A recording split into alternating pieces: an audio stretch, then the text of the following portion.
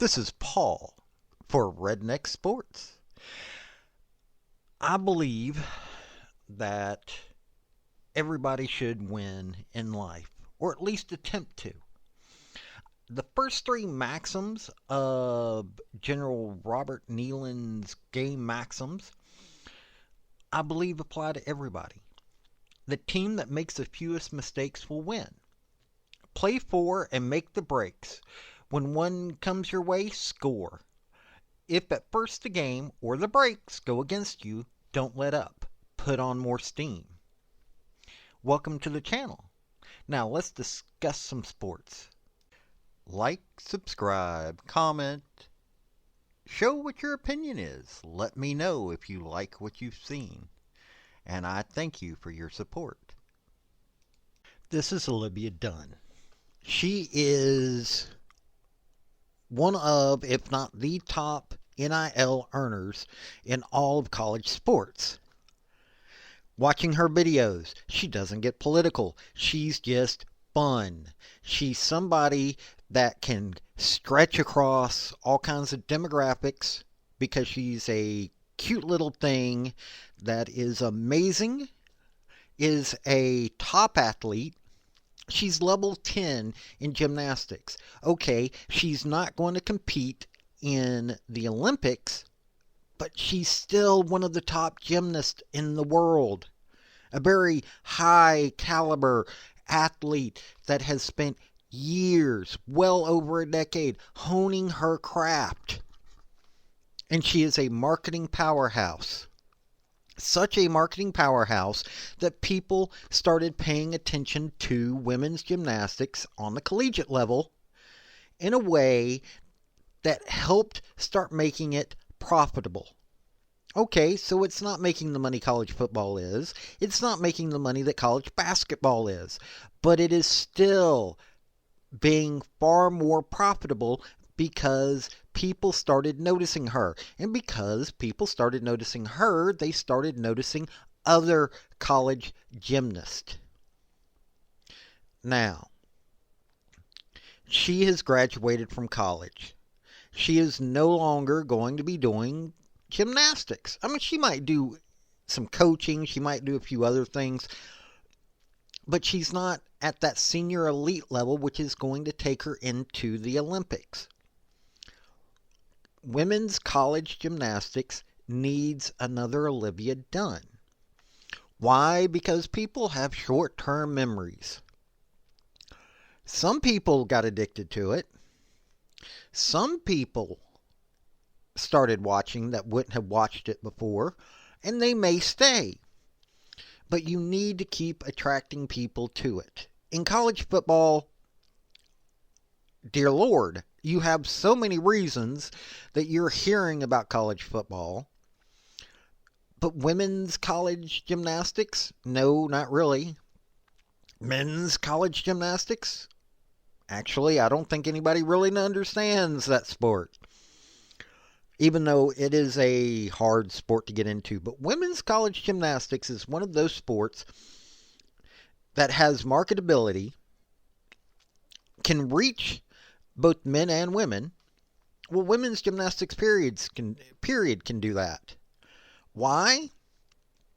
I'm going to take you back a little bit in my history as to why I started watching women's gymnastics. I don't watch it quite that much.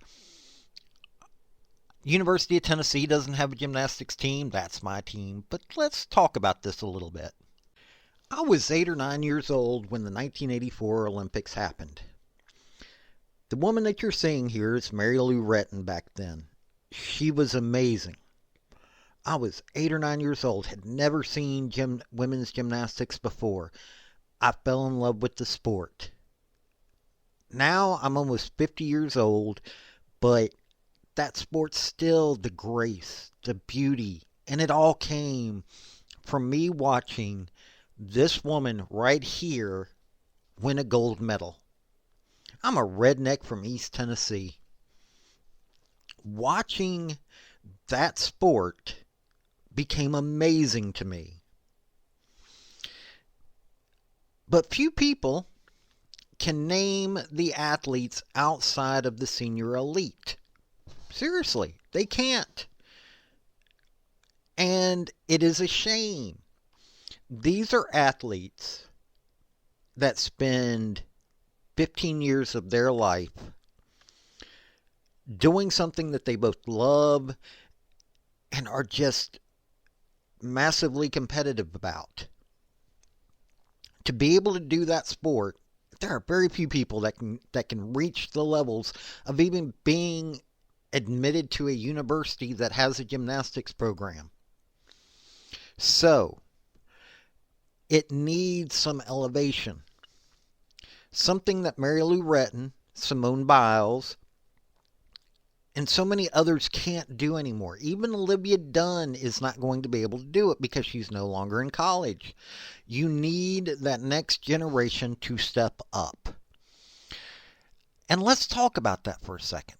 Athlete that's naturally up and has a lot of energy, so she has to do a lot of things to bring her heart rate down before she competes on beam, and whatever she's doing, it's working. She is so calm. Yeah, she looks so calm. Beam. And just one thing though, calm and confident. Yeah. Two things you have to have on balance beam. In the dismount. Wow. Amazing dancers and beautiful tumbling. That was huge. The flight, the hip rise that she gets off the floor. The judges really want to see that amplitude when they pop off the floor. And MJ is just a sophomore. She has so much more to give to this Cal team, which says a lot about their depth. Very seasoned. I mean, she looks like she's an upperclassman, senior, 5th year out there. It surprises me that she is only a sophomore still.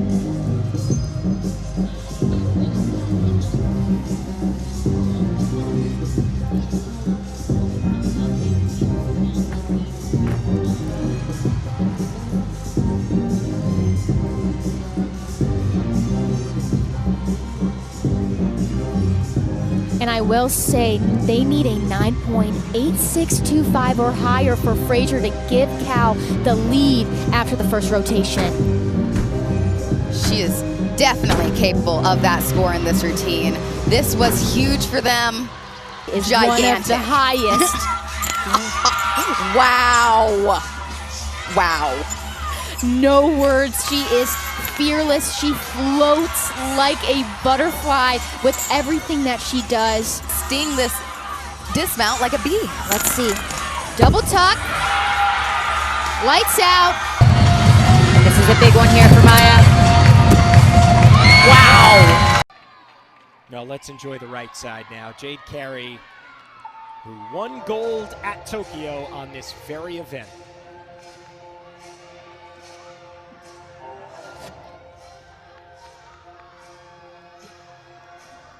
She makes this first pass look easy. Oh my God, one of the hardest in the nation. A double layout with a full twist. Not many can perform that type of skill.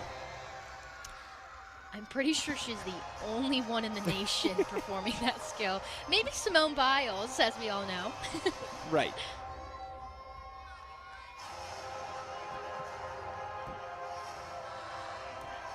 And Luciana could not stay on the beam. That'll certainly hurt her all-around score for Central Michigan as an individual. She did look a little bit crooked on that takeoff, which resulted in that fall. Jade Carey here on the right side, front tuck, through to a double back. No question about that. She's looking like she's Olympics ready at this point. Still got a few months to go, but Jade closing out a strong bounce back rotation. And it is a 10 for Jade Carey. What a moment for her and the Beavers. Well deserved for Jade Carey. It's impeccable. She was the runner-up at Nationals last year on beam. Massive routine there for Oregon State. Assaulted with a full twist, and then a Van Willen to the high bar, and just...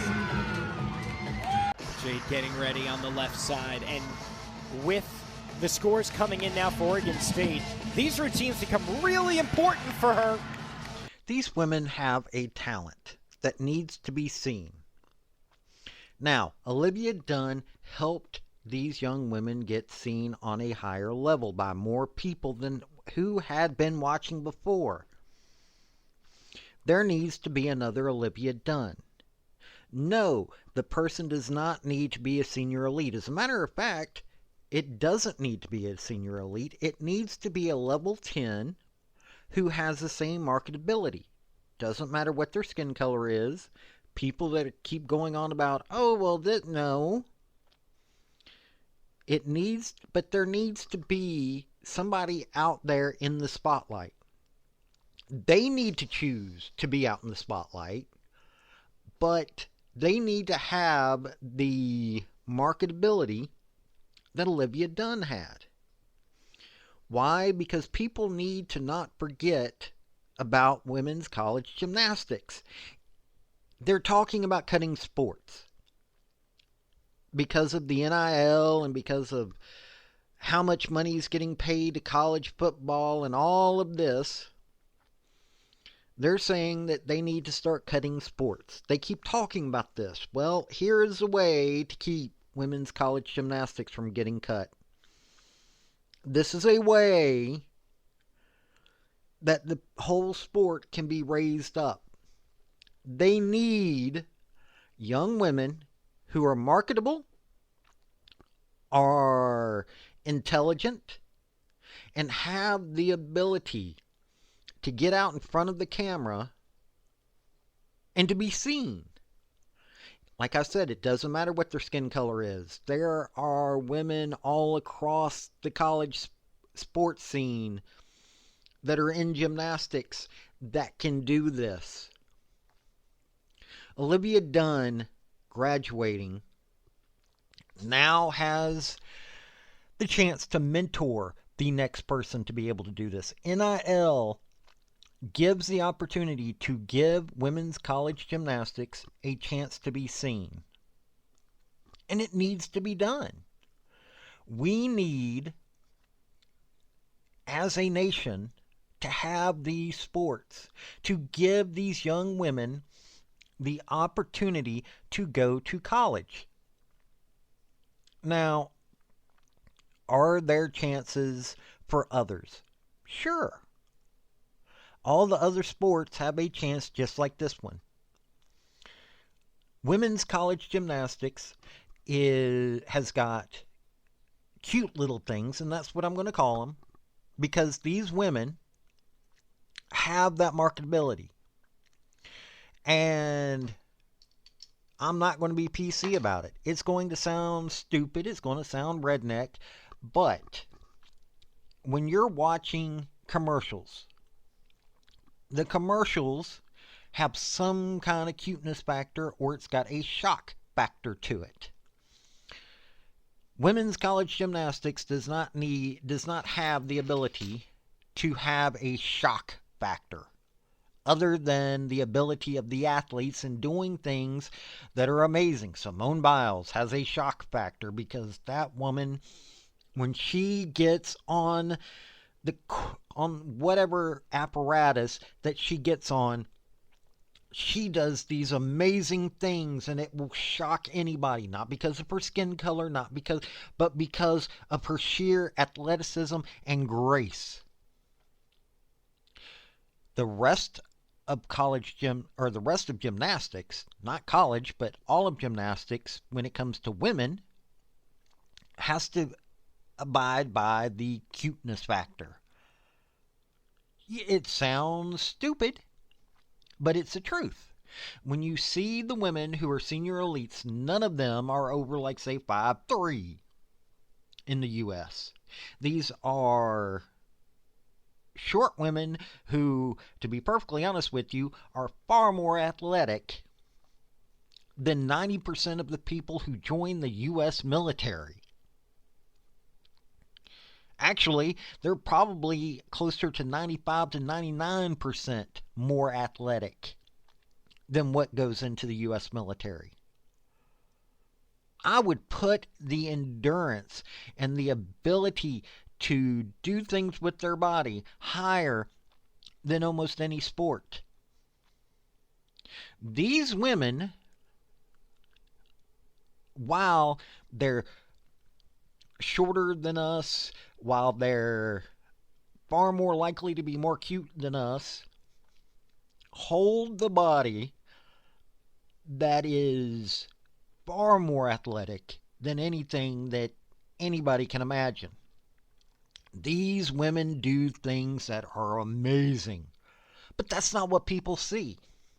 So, you need somebody that is able to understand how they can tap into that cute little thing mentality to be marketable. You may think, oh, well, it's not being sexist. It's being, hey, let's bring in the people that will watch those moments, such as Mary Lou Retton doing so many amazing things in 1984 for an 8 or 9-year-old little kid.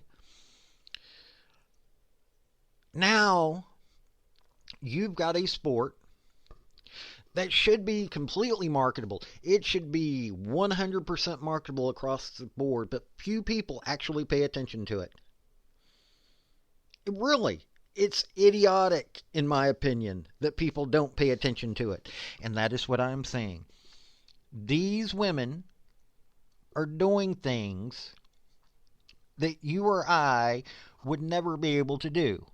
Unless I happen to get lucky and have one of these athletes listening to this video, I will never be able to do this, and more than likely, you will never be able to do the things that these women are able to do.